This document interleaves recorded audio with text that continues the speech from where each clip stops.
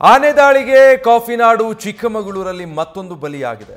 4 ದಿನದ ಅಂತರದಲ್ಲಿ ಆನೆ ದಾಳಿಗೆ ಇದು ಎರಡನೇ ಸಾವು.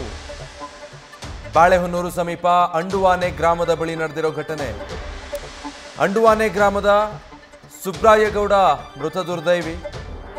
ಗುರುವಾರ ಅಷ್ಟೇ ಆನೆ ದಾಳಿಗೆ ಯುವತಿ ಕವಿತಾ ಸಾವನ್ನಪ್ಪಿತು. ಈ ಆನೆ ದಾಳಿ ಪ್ರಕರಣಗಳನ್ನು ಕಂಡು ಮಲೆನಾಡಿಗರು ಕಂಗಾಲಾಗಿದ್ದಾರೆ. ಒಂದು ವಾರದಲ್ಲಿ ಇಷ್ಟು ಪ್ರಕರಣಗಳು ಅಂದರೆ 4 ದಿನದ ಅಂತರದಲ್ಲೇ ಇದು ಎರಡನೇ ಸಾವು ಆನೆ ದಾಳಿಗೆ ಸಂಭವಿಸ್ತಾ ಇರೋದು, ಒಂದಾದ ಮೇಲೊಂದು. ಆದರೆ ಇದಕ್ಕೇನಾದರೂ ಪರಿಹಾರ ಅಥವಾ ಕ್ರಮ ಕೈಗೊಳ್ಳಿ ಅಂದರೆ ಆಗ್ತಿಲ್ಲ. ಅಷ್ಟರಲ್ಲಿ ಜನರ ಪ್ರಾಣ ಮಾತ್ರ ಹೋಗ್ತಾ ಇದೆ. ಕವಿತಾ ಅನ್ನೋ ಯುವತಿ 2 ದಿನದ ಹಿಂದೆ ಆನೆ ತುಳಿತಕ್ಕೆ ಸಾವನ್ನಪ್ಪಿದ್ರು. ಈಗ ಮತ್ತೊಬ್ಬ ವ್ಯಕ್ತಿ ಆನೆ ದಾಳಿಗೆ ಬಲಿಯಾಗಿದ್ದಾರೆ.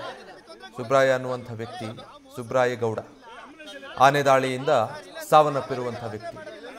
ಇದು ಜನರಲ್ಲಿ ತೀವ್ರ ಆತಂಕಕ್ಕೆ ಕಾರಣ ಆಗಿದೆ. 4 ದಿನದಲ್ಲಿ 2 ಸಾವನ್ನಪ್ಪಿರುವುದು. ಎನ್ಆರ್ಪುರ ತಾಲೂಕಿನ ಬಾಳೆಹೊನ್ನೂರು ಸಮೀಪದ ಅಂಡುವಾನೆ ಗ್ರಾಮದ ಬಳಿ ನಡೆದಿರುವಂಥ ಘಟನೆ.